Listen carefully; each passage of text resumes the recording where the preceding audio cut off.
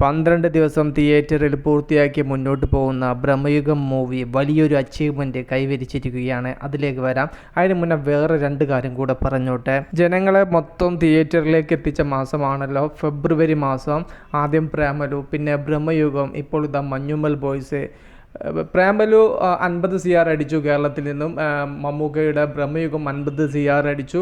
ഇപ്പോൾ ഇതാ മഞ്ഞുമ്മൽ ബോയ്സ് 3-4 ദിവസം കൂടെ കാത്തിരുന്നാൽ ആ ഒരു ചിത്രവും 50 CRൽ ഇടം പിടിക്കും. ഈ 3 സിനിമകളുടെ തിയേറ്റർ കളക്ഷൻ ഫൈനൽ നോക്കുന്ന സമയത്ത് 200 കോടിക്ക് മുകളിലാണ് തിയേറ്റർ കളക്ഷനിലൂടെ മാത്രം ഈ ഒരു 3 സിനിമകൾ നേടാൻ വേണ്ടി പോകുന്നത്. ഇനി നമുക്ക് സോഷ്യൽ മീഡിയയിൽ ചർച്ചയായ ബ്രഹ്മയുഗത്തിൻ്റെ ആ വലിയ അച്ചീവ്മെന്റ് എന്താണെന്ന് നോക്കാം. ഇതുവരെ മോളിവുഡിൽ ഒരു കൊമേഴ്ഷ്യൽ പ്രാധാന്യമില്ലാത്ത ഒരു പടവും പോലും 50 കോടി കടന്നിട്ടില്ല. ഇതുവരെ ഒരേ ഒരു എക്സ്പെരിമെന്റ് പടമാണ് 20 CR ക്രോസ് ചെയ്തിട്ടുള്ളത്. അത് മമ്മൂട്ടിയുടെ റോഷാക്കാണ്. ഇങ്ങനത്തെ ചിത്രങ്ങൾക്ക് ഓഡിയൻസ് വരാറില്ല.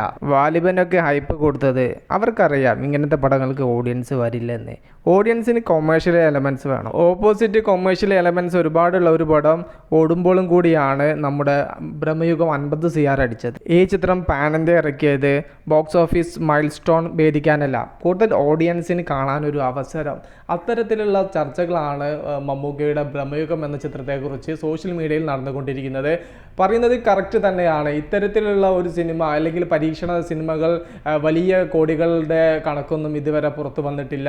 അത്രയും വലിയ കളക്ഷൻ നേട്ടങ്ങളൊന്നും കൈവരിച്ചില്ല. അവിടെയാണ് മമ്മൂക്കയുടെ ബ്രഹ്മയുഗം 50 കോടിയും കടന്ന് കുതിപ്പ് തുടരുന്നത്. ഇതിൻ്റെ മുന്നേ മലയാളത്തിൽ ഒരു experimental movie world wide 40 CR അടിച്ചിട്ടുണ്ടായിരുന്നു. അത് മമ്മൂക്കയുടെ റോഷാക്ക് എന്ന് പറയുന്ന ചിത്രമായിരുന്നു. ആ ഒരു ചിത്രത്തിന് കൂടുതൽ ഒന്നും കൂടെ പ്രൊമോഷനോ കാര്യങ്ങളൊക്കെ നൽകിയിട്ടുണ്ടെങ്കിൽ ആ ഒരു സിനിമ 50 CR ടച്ച് ചെയ്യുന്ന സിനിമയായി തീർന്നേനെ. എന്നാലും റോഷാക്കിന് സാധിക്കാതെ പോയത് 50 CRൽ ഇടം പിടിക്കാൻ മമ്മൂക്കയുടെ ബ്രഹ്മയുഗം എന്ന സിനിമയ്ക്ക് സാധിച്ചു. ഇപ്പോഴും മികച്ച രീതിയിലാണ് ഈ ഒരു ചിത്രം മുന്നോട്ട് പോകുന്നത്. ഈ ഒരു ചിത്രത്തിൻ്റെ total world wide final collection എവിടെ ചെന്നെത്തുന്നും ആർക്കും പ്രെഡിക്റ്റ് ചെയ്യാൻ പോലും സാധിക്കുന്നില്ല. അത്തരത്തിലുള്ള ഒരു കളക്ഷൻ വർധനവ് വരും ദിവസങ്ങളിൽ കണ്ടേക്കാം.